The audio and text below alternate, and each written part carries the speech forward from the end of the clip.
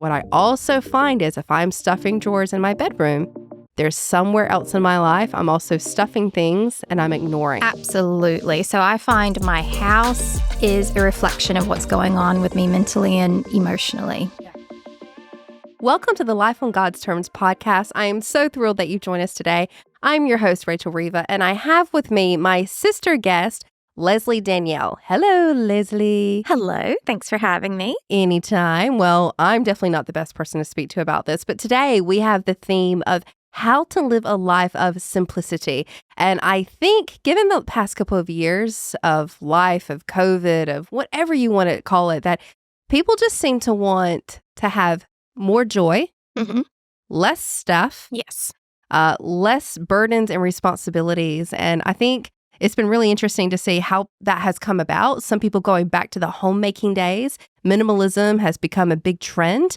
And I find it really interesting because I think what people are really after is peace, you know. But I think what I really want to talk about is how can we live a life of simplicity, maybe without drastically changing our lifestyles, but some really simple ways we can do that. And however, to start this off though, I wanted to share a bit of a story about us growing up because while you are the organizing queen now, and you're like an events VIP extraordinaire, and you can take any space and make it fabulous and organized, that potentially wasn't always the case, was it, sister? I was not born this way. So no. Okay, Lady Gaga. Okay, this is going to be fun. So Leslie, you were not always born this way. In what way?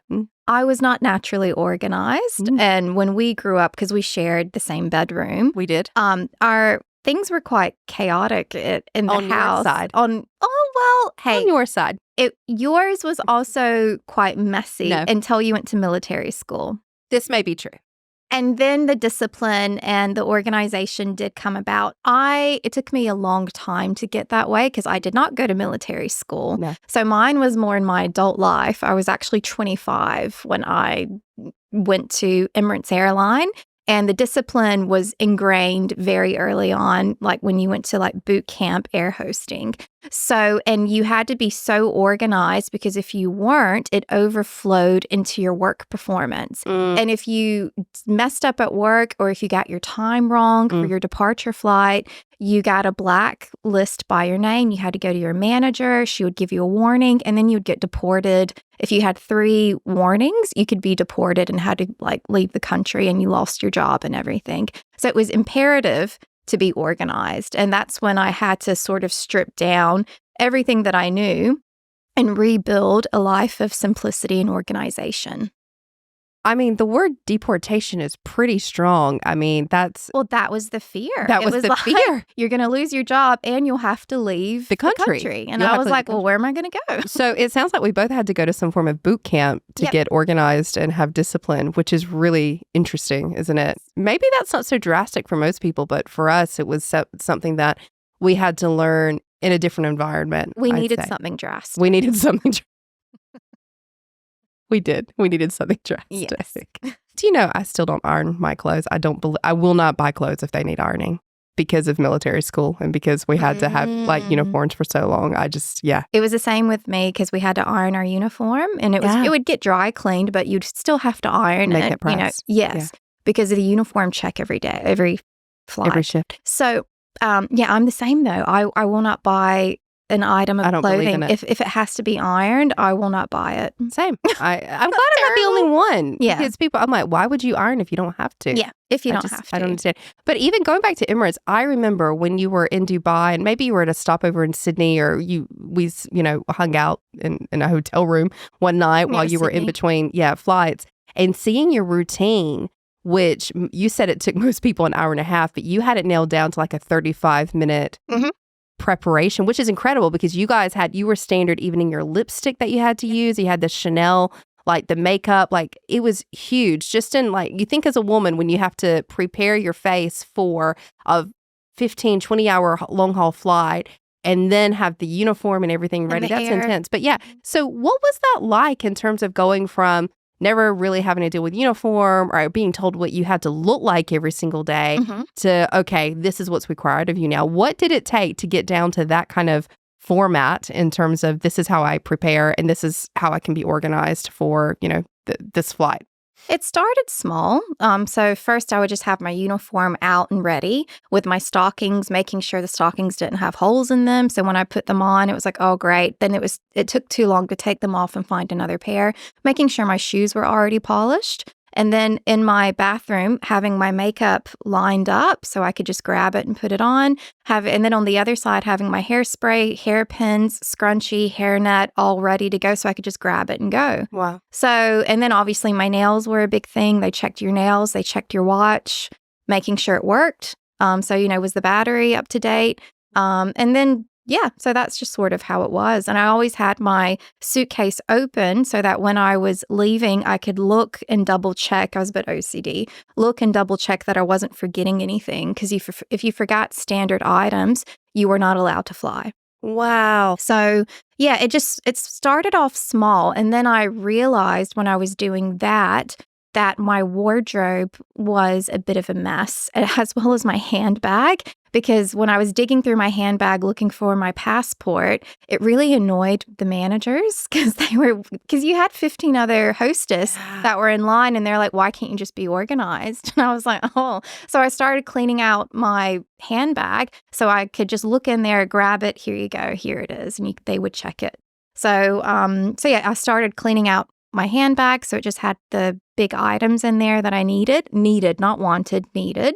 And then I started with my wardrobe, and then it just sort of overflowed into my bedroom and then the kitchen. And so now, I'm not a minimalist, but everything has its place. And it's just so much easier and it's stress-free.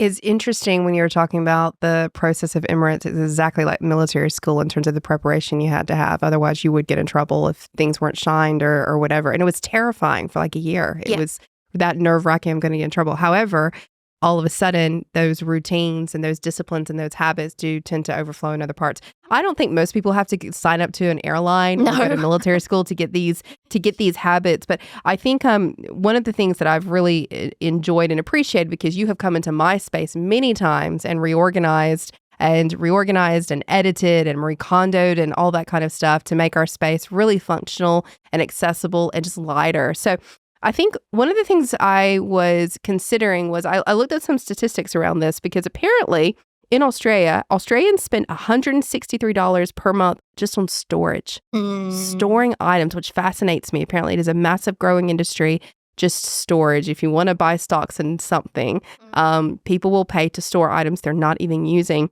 And a quarter of those people can't even remember what is in the storage. Mm-hmm.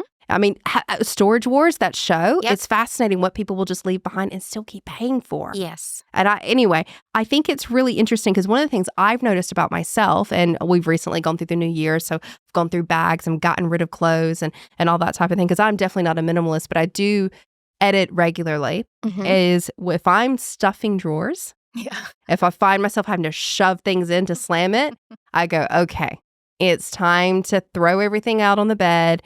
Time to start going through things. But what I also find is if I'm stuffing drawers in my bedroom, there's somewhere else in my life I'm also stuffing things and I'm ignoring. Yes. Do you find something similar or? Absolutely. So I find my house is a reflection of what's going on with me mentally and emotionally. Yeah. And even at work, like if I'm stressed out, if I'm ignoring hard conversations that I need to have with people, if I'm, overwhelmed with big projects and I'm ignoring the self-love part, that is very important.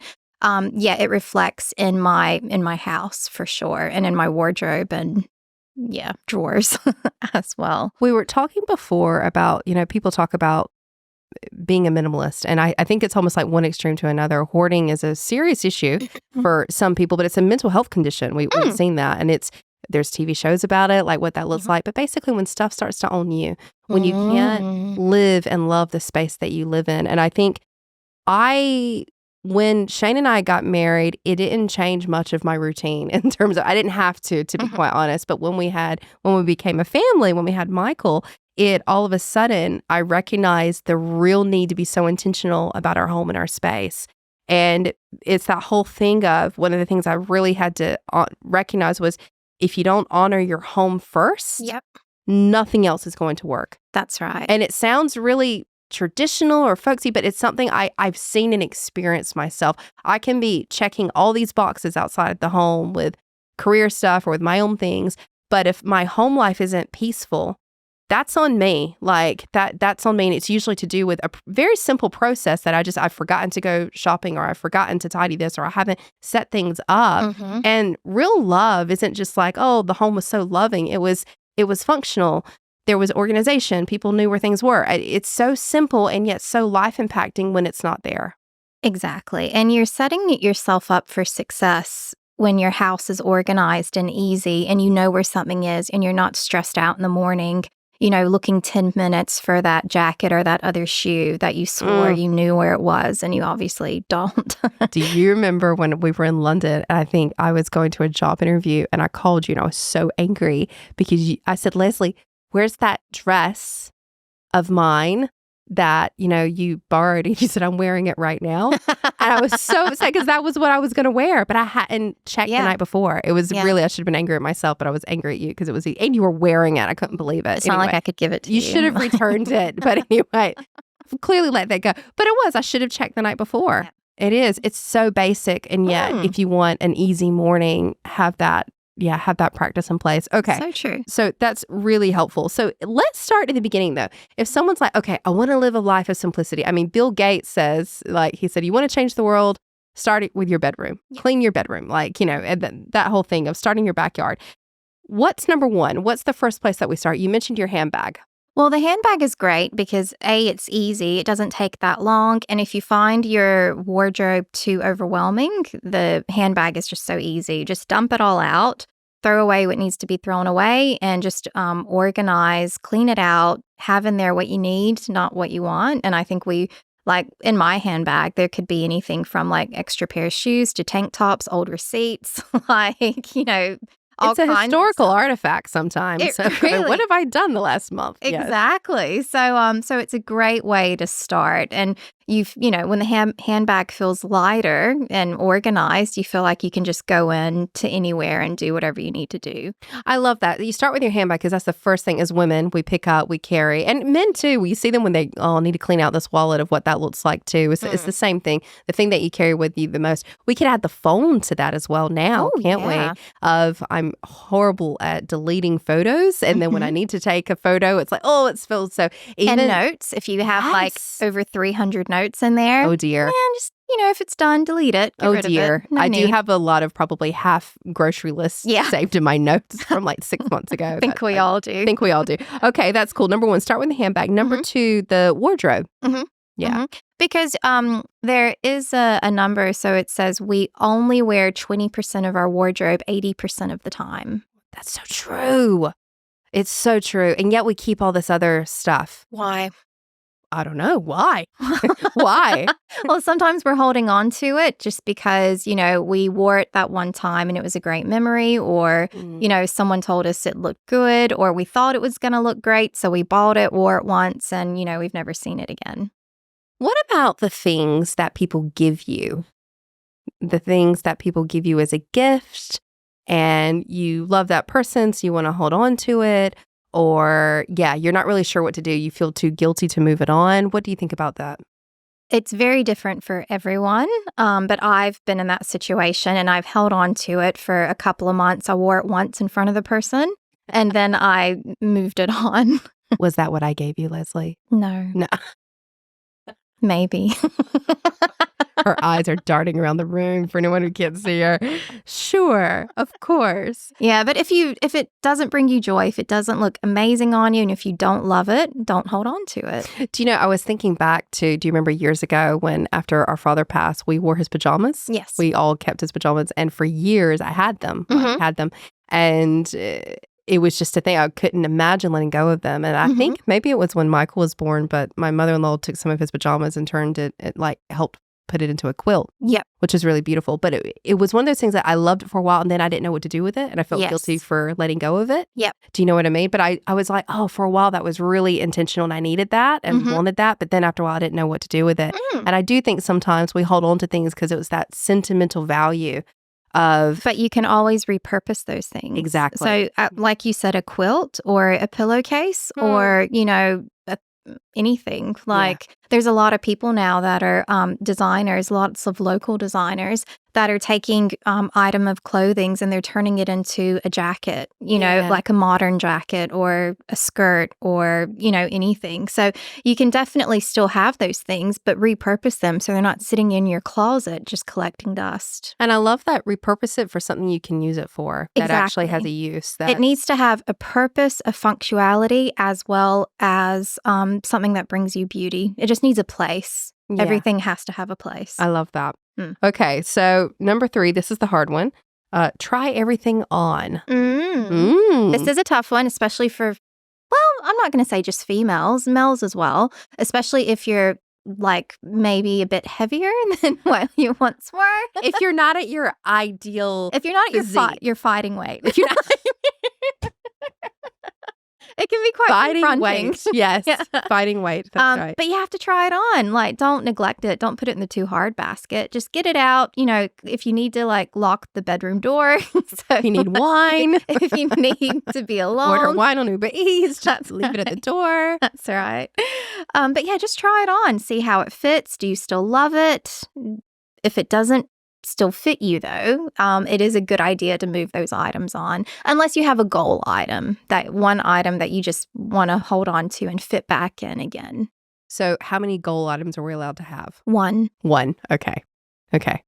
I do have one or two. As do I. Well, we have the same one. We do. It's a leather jacket. It's a leather jacket from London, and we both in our goal section.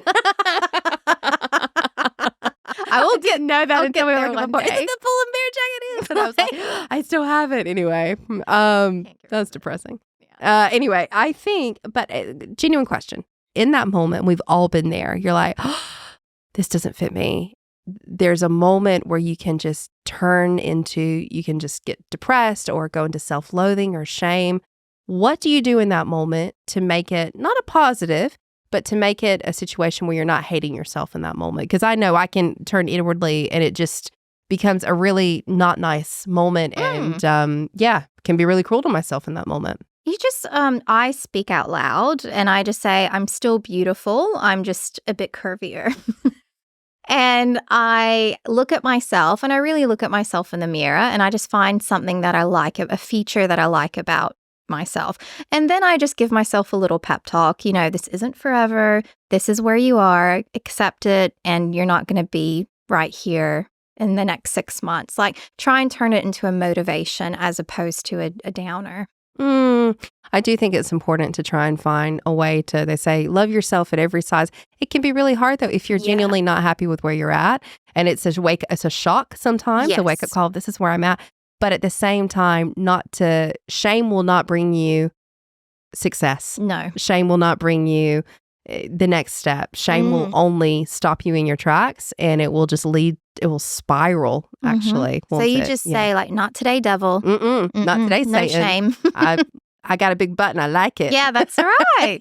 Honestly. Oh, yeah. That's cool. Okay. And after that, what do we do? Number 4, it's take action and remove quickly. Yes, it's brutal. But just be brutal with your wardrobe. If you haven't worn it in the last 6 months, 12 months, try it on and put it in the out pile.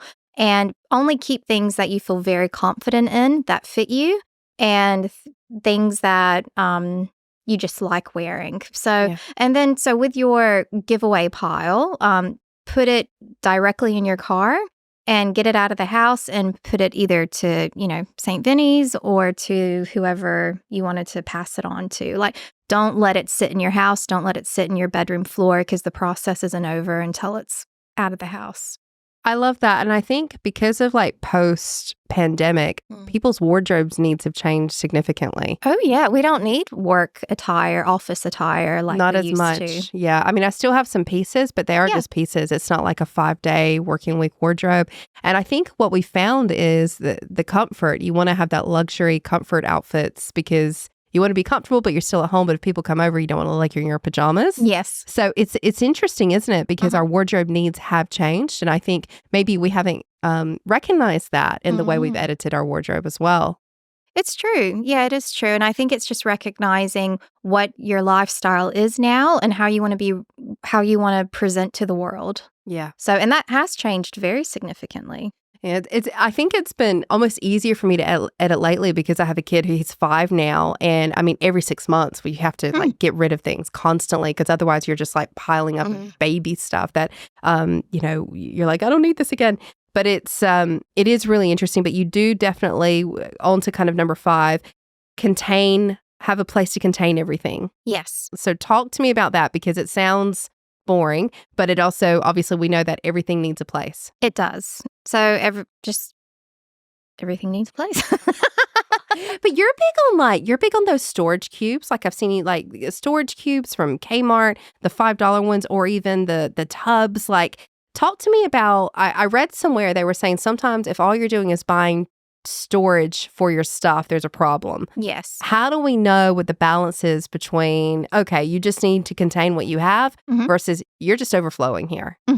So the things that you have in storage, what are they? Are they your Christmas decorations? Are they, decorations for seasons? Are they your winter clothes that you just like to, cycle in and out of the summer and the winter? Or is it stuff that you're just like, oh, I might need that one day, I'm going to keep it? Yeah. So all of my storage stuff is actually just backup stuff. When I run out of it, that's my backup. So that's when I go and grab it because I buy things in bulk. So you just have to ask yourself questions. Do I need this? Is it just a want?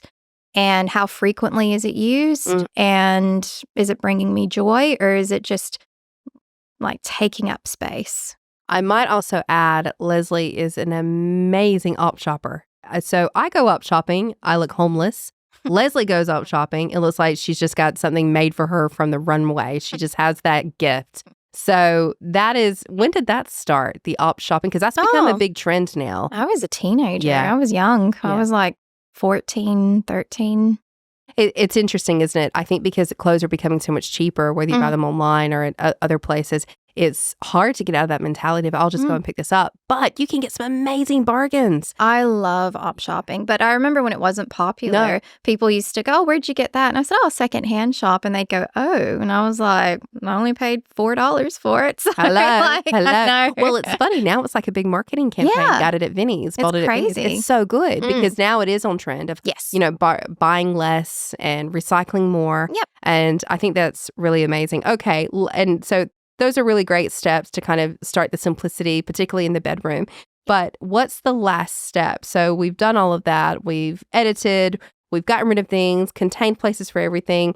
How do we make it a beautiful space? What do you do once you've organized everything? Well, I style it. So everyone has their own different style. So it's so individual and it's so different for everyone. Is it having to do with cheetah print? I do love animal print. You do love animal print? I love it as long as it's done like in a classy way. Like Cruella de Vil? No, it's so nice. I actually like it.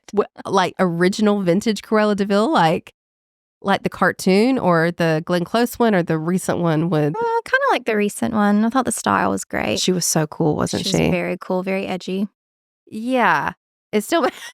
it's amazing. It is. You do have a very unique style. Yeah, and everyone does. So whatever you think is beautiful and will make you happy, that's where that comes in. Some of us start with candles, Leslie. Candles, yep. Candles.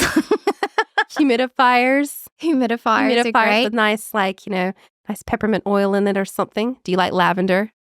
No. What? No. I like Albus oil. What is Albus oil? It's an oil. I know it.